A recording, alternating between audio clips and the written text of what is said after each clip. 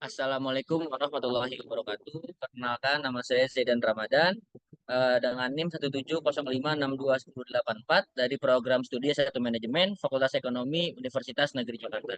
Pada kesempatan kali ini, saya akan melaporkan hasil praktik kerja lapangan saya di PT Bah Multi Global. Boleh next. Pertama ada bab 1 pendahuluan. Boleh next. Saya masuk ke latar belakang. Yang pertama, praktikan kerja lapangan atau PKL merupakan salah satu bagian penting dari kurikulum pendidikan di Universitas Negeri Jakarta yang bertujuan untuk melatih pengetahuan akademik dengan pengalaman praktis. Yang kedua, pelaksanaan PKL diadakan untuk memberikan pemahaman yang lebih mendalam mengenai situasi dunia industri dan dunia kerja. Yang ketiga, Ahmad Yani berpendapat bahwa PKL merupakan jembatan antara pendidikan formal dan kebutuhan dunia kerja. Menurutnya, PKL memberikan pengalaman berharga bagi mahasiswa untuk memahami dinamika kerja sehari-hari dan menyesuaikan diri dengan lingkungan kerja. Boleh next. Kita masuk ke tujuan. Adapun tujuan yang dimaksud di ini adalah supaya praktikan mampu memanage proyek CME Kolo dari awal sampai akhir. Yang kedua, melatih kemampuan komunikasi dan beradaptasi secara cepat dalam dunia kerja. Yang ketiga, praktikan mampu mengetahui dokumen yang harus disiapkan agar jalannya proyek CME Kolo berjalan dengan lancar. Yang keempat, tugas praktikan di lapangan bertujuan untuk mengatur tim saat di lapangan agar proyek selesai sesuai target. Boleh next. Kita masuk ke manfaat, di mana yang pertama sebagai salah satu sarana bagi praktikan untuk mengaplikasikan ilmu pengetahuan yang didapat saat perkuliahan dalam dunia kerja. Yang kedua, meningkatkan kemampuan praktikan dalam memanage segala hal yang berkaitan dengan pekerjaan dan meningkatkan kemampuan berkomunikasi dan percaya diri. Yang ketiga, mengetahui jalannya program kerja CM Ekolo dari awal sampai akhir. Yang keempat, sebagai sarana untuk menambah ilmu pengetahuan, wawasan, dan pengalaman dalam dunia kerja. Next. Tepat pelaksanaan praktik kerja lapangan di instansi PT Bah Multi Global, bagian colocation dengan alamat Wisma 81, Jalan Citing Barat nomor 81, Kecamatan Gambir, Kota Jakarta Pusat, daerah khusus Ibu Kota Jakarta. Boleh next. Proses kegiatan. Yang pertama ada tahap persiapan, di mana pada tahapan ini praktikan mengumpulkan informasi kegiatan magang, lalu menyiapkan dokumen-dokumen yang bertujuan untuk memulti praktik. Yang ketiga, melakukan pendaftaran pada perusahaan yang diinginkan. Boleh di next. Selanjutnya ada tahap pelaksanaan, di mana praktik kerja lapangan ini dilakukan selama 5 bulan dari 5 Februari 2024 sampai 30 Juni 2024. Boleh next. Tahap pelaporan ini dilakukan pada bulan Juni, di mana persiapan pada Januari, Februari, pelaksanaan PKL dari Februari sampai Juni, dan penulisan laporan pada bulan Juni. Boleh next. Masuk ke bab 2, yaitu tinjauan umum tempat praktik kerja lapangan. Next. Profil perusahaan. PT Bah Multi Global dan perusahaan yang bergerak di sektor kontraktor telekomunikasi dan kelistrikan yang berlokasi di Jakarta.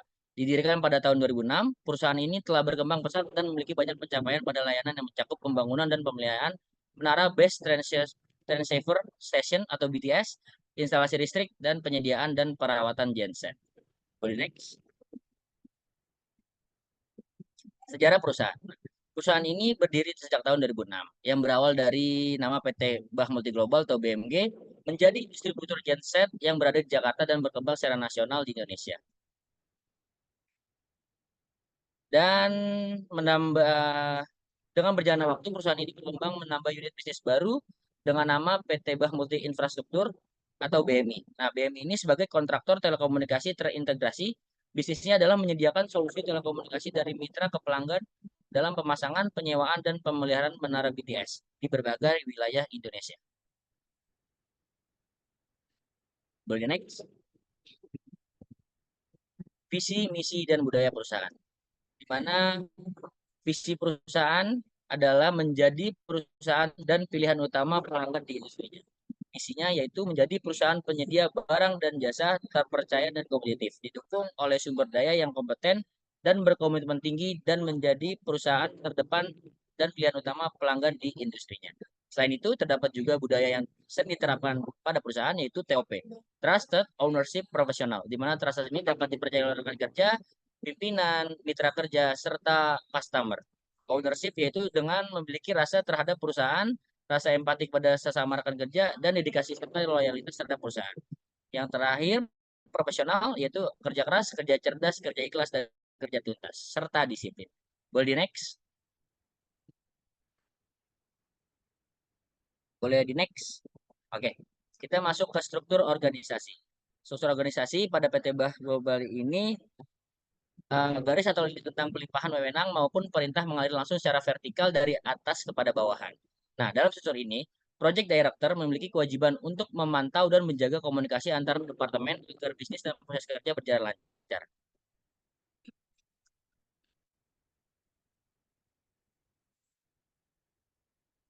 Yang selanjutnya ada Vice President, di mana Vice President memiliki tanggung jawab yang hampir sama dengan Project Director, tetapi dia langsung turun terhadap tiga departemen yang ada, yaitu SITAK, CME, dan Kolo Isdep. Boleh next?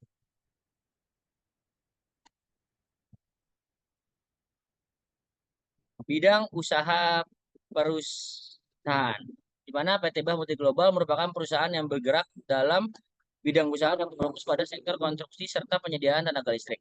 Pada penyediaan tenaga listrik, perusahaan menjadi distributor genset. Dan selanjutnya, kontraktor telekomunikasi terintegrasi sebagai bagian dari perusahaan menyediakan solusi teknologi dari mitra ke pelanggan dalam pemasangan, penyewaan, dan pemeliharaan menara BTS di berbagai wilayah Indonesia.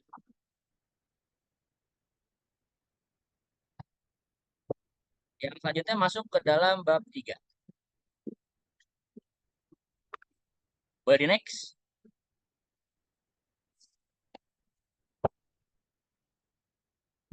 Oke. Pertama, bidang kerja. Saat melaksanakan kegiatan praktik di lapangan di PT Bah Multi Global, praktik diberikan posisi sebagai project manager bagian colocation, di mana tugas praktik sebagai PM atau project manager yaitu mengerjakan proyek tower, diantaranya pemasangan antena mounting, pembuatan pondasi 5x1 dan pondasi rectifier, pemasangan HCT dan VCT, pemasangan lower, middle serta upper bus bar, dan selain itu pemasangan kabel grounding dan menyiapkan dokumen yang diperlukan. Boleh next?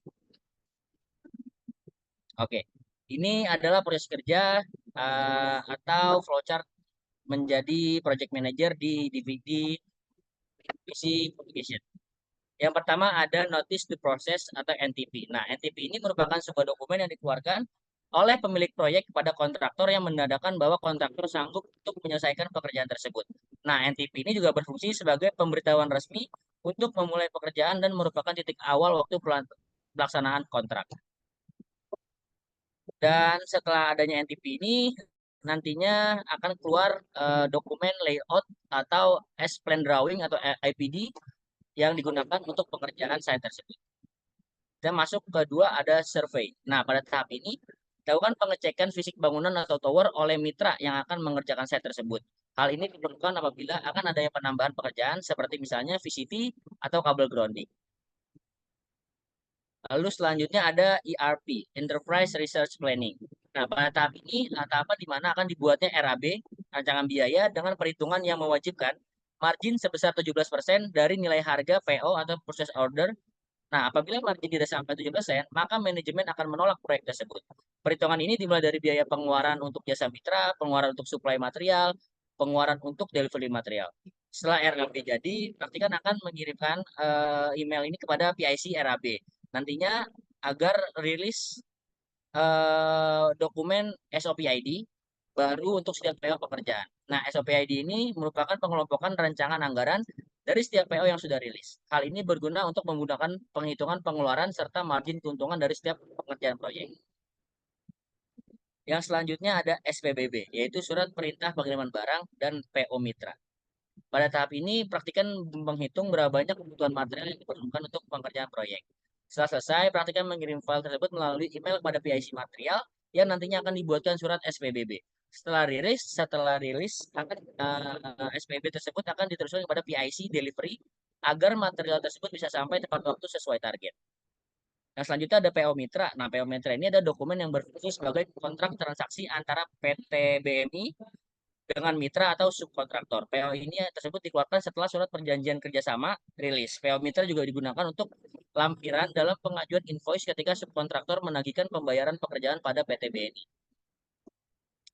Yang selanjutnya ada CME, Civil Mechanical Electrical. Tahap ini praktikan harus memastikan kepada subkontraktor bahwa semua material telah sampai di lokasi atau onsite, lalu memastikan bahwa subkontraktor dapat memulai pengerjaan. Pekerjaan tersebut diantaranya ada pemasangan antena mounting, pembuatan pondasi 5x1 dan pondasi rectifier, pemasangan HCT dan VCT, pemasangan lower middle upper busbar, dan pemasangan kabel grounding. Yang keenam kita masuk ke SRFI-PLN. Nah, tahap ini terjadi apabila PO pengerjaan tidak melibatkan pemasangan arus listrik melalui pihak BNI atau pengerjaan pemasangan arus listrik dikerjakan oleh vendor lain. SRFI ini merupakan tahapan pengerjaan RFI yang telah selesai, salah satunya pemasangan kabel grounding, mounting tower, panel telah terpasang, pondasi 5x1 telah selesai, tetapi belum terkonek PLN. Kita masuk ke tahapan ketujuh, yaitu Ready for Installation atau RFI. RFI ini merupakan tahapan semua perangkat dalam satu set sudah terpasang serta terintegrasi, baik tower BTS, listrik, dan antena mounting yang terpasang. Dalam menentukan suatu site RFI terdapat 4 syarat, antara lain, site tersebut sudah terdapat aliran listrik, terdapat power serta kabel grounding, pondasi rectifier telah siap, dan antena mounting telah terpasang. Kita masuk ke ATP, Acceptance Testing Protocol. Dalam tahapan ini dilakukan serangkaian prosedur dan kriteria pengujian yang dirancang untuk mengevaluasi dan memastikan bahwa menara telekomunikasi telah dipasang dan beroperasi sesuai dengan spesifikasi teknis dan standar keselamatan yang telah ditetapkan.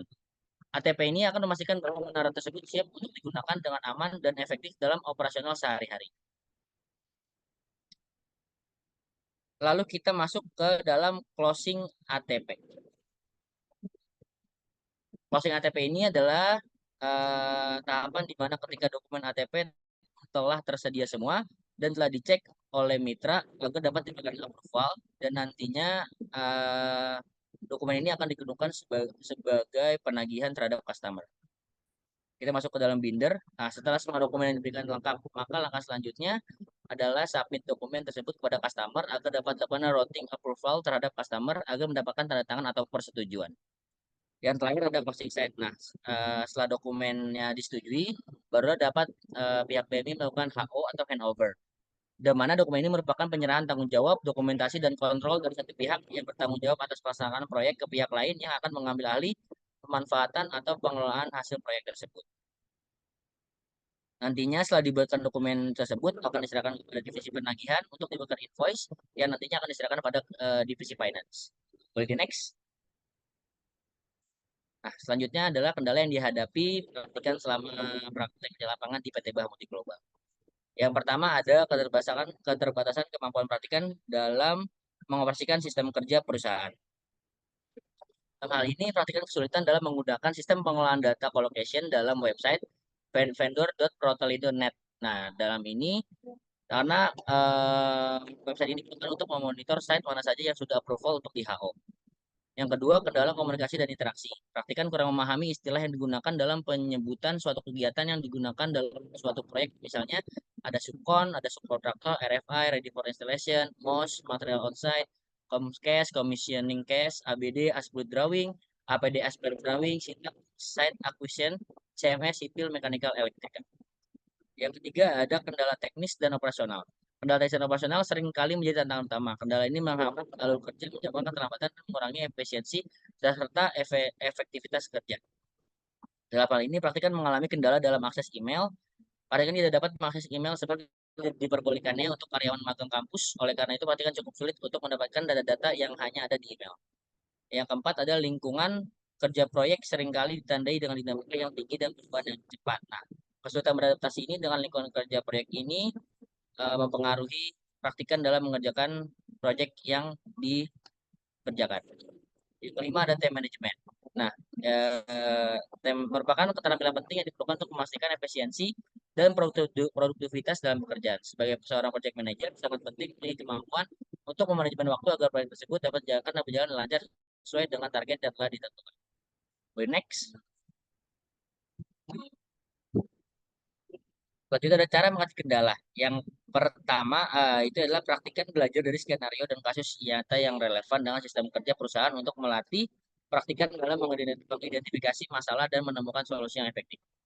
Yang kedua, praktikan harus bisa beradaptasi dan memahami arti serta pemaknaan kata yang sering diucapkan dalam lingkungan kerja proyek. Oleh karena itu, praktikan belajar untuk memahami hal tersebut. Yang ketiga, praktikan tidak mendapatkan akses email sehingga dapat memperlambat penyelesaian pekerjaan yang sedang praktikan kerjakan. Oleh karena itu, praktikan meminta kepada mentor untuk meminjamkan akses masuk ke dalam email tersebut.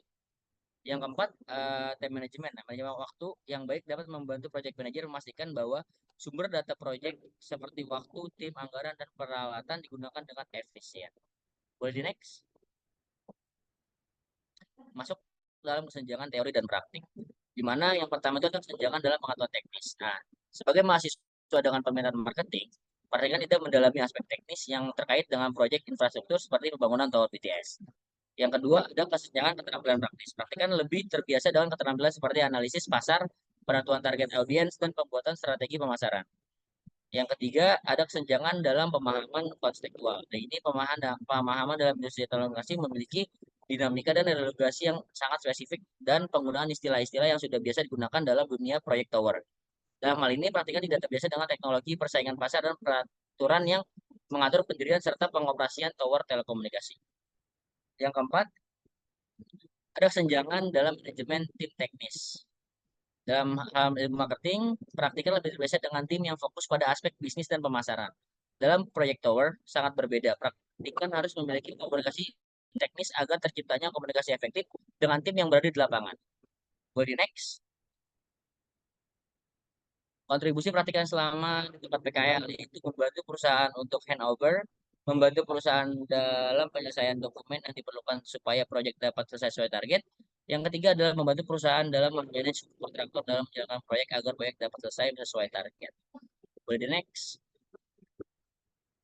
Masuk ke bab 4, bab terakhir yaitu penutup. Next.